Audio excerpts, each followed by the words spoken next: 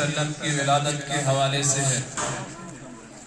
ویسے تو عموماً جب کسی شخصیت کا تذکرہ کرنا مقصود ہو، جب کسی کی تعریف کرنا مقصود ہو، جب کسی بندے کی تعریف اور ثنا کرنا مقصود ہو، تو اس شخصیت کے آنے کے بعد، تشریف لانے کے بعد، اس کو دیکھنے کے بعد، اس کی باتوں کو سننے کے بعد، اس کے اقوال کو سننے کے بعد اس کی تعریف کی جاتی ہے۔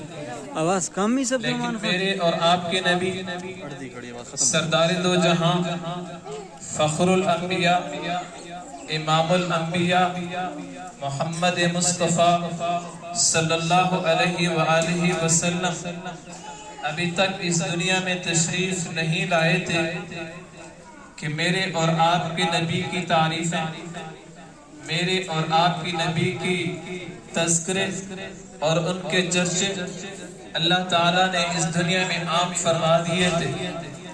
ابھی تک تشریف نہیں لائے۔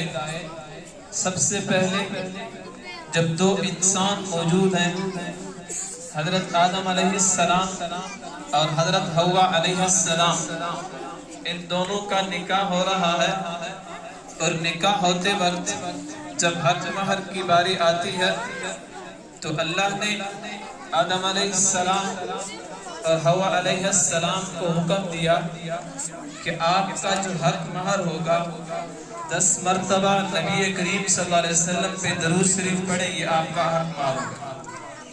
ابھی تک کائنات میں صرف 2 انسان ہیں، تیسرا انسان اس دھرتی پہ، زمین پہ، دنیا پہ تشریف بھی نہیں لایا، لیکن میرے اور آپ کے نبی کے تذکرے اور چرچے ہو رہے ہیں، درود و سلام ان پہ بھیجا جا رہا ہے۔ دوسری بات کہ ابھی تک نبی علیہ السلام تشریف نہیں لائے، نبی علیہ السلام کے چرچے اللہ تعالیٰ نے اس دنیا میں عام فرما دیے ہیں۔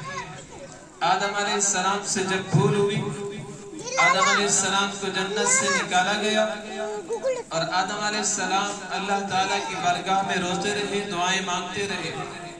پھر ایک دن آدم علیہ السلام نے آسمان کی طرف، عرش کی طرف اپنا سر مبارک اٹھا کے کہا، اللہم انی اسألک بحق محمد ان تغفر لی، اے اللہ میں تجھے محمد الرسول اللہ کا واسطہ دیتا ہوں، مجھے معاف فرما دے۔ تو اللہ تعالیٰ نے آدم علیہ السلام کو جواب دیا، یا آدم وکیف عرفت محمدا ولم اخلق، اے آدم آپ نے محمد صلی اللہ علیہ وسلم کو کیسے پہچان لیا؟ ابھی تک تو میں نے اسے پیدا بھی نہیں کیا۔ آدم علیہ السلام جواب دیتے ہیں، یا رب لما خلقتنی بیدک ونفخت فی من روحک فرفعت رأسی علی قوائم العرش مکتوبہ لا الہ الا اللہ محمد الرسول اللہ۔ اے اللہ جب آپ نے مجھے پیدا کیا، میرے اندر روح ڈالی، اور میں نے عرش کی طرف اپنا سر اٹھا کر دیکھا تو عرش پہ لکھا ہوا تھا لا الہ الا اللہ محمد الرسول اللہ، تو میں سمجھ گیا کہ اللہ کو کوئی ایسی ذات محبوب ہے، ایسی شخصیت محبوب ہے، ایسی شخصیت عزیز ہے جس کا نام اللہ نے اپنے نام کے ساتھ لکھا ہے، اسی لیے میں نے اسی کا وسیلہ آپ کو دیا ہے۔ تو اللہ تعالیٰ نے فرمایا، صدقت یا آدم، اے آدم آپ نے سچ کہا، ولولا محمد ما خلقت، اگر محمد صلی اللہ علیہ وسلم نہ ہوتے تو میں تجھے بھی پیدا نہ کرتا۔ ابھی تک 2 انسان ہیں زمین پر، اور آدم علیہ السلام دعا میں وسیلہ محمد الرسول اللہ کا دے رہے ہیں۔ تو میرے اور آپ کے نبی کی آمد سے پہلے ان کے چرچے ہو رہے ہیں، ان کی تعریفیں ہو رہی ہیں، ان کا وسیلہ دے کر اللہ تعالیٰ سے دعائیں مانگی جا رہی ہیں۔ نبی کریم صلی اللہ علیہ وسلم کی آمد سے پہلے نبی علیہ السلام کا چرچا ہوتا ہے۔ نبی علیہ السلام کے والد محترم حضرت عبداللہ راستے پہ جا رہے ہیں، ایک یہودی عورت حضرت عبداللہ سے مخاطب ہو کر کہتی ہے، عبداللہ مجھ سے نکاح کر لو۔ حضرت عبداللہ کہتے ہیں میں آپ سے نکاح نہیں کر سکتا والدین کی اجازت کے بغیر۔ کہتے ہیں نکاح کر لو۔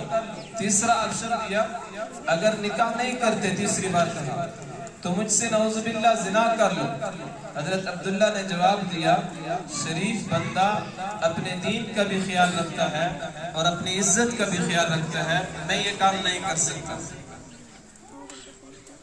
تو حضرت عبداللہ نے نکاح کر لیا والدین کی اجازت کے ساتھ حضرت آمنہ کے ساتھ۔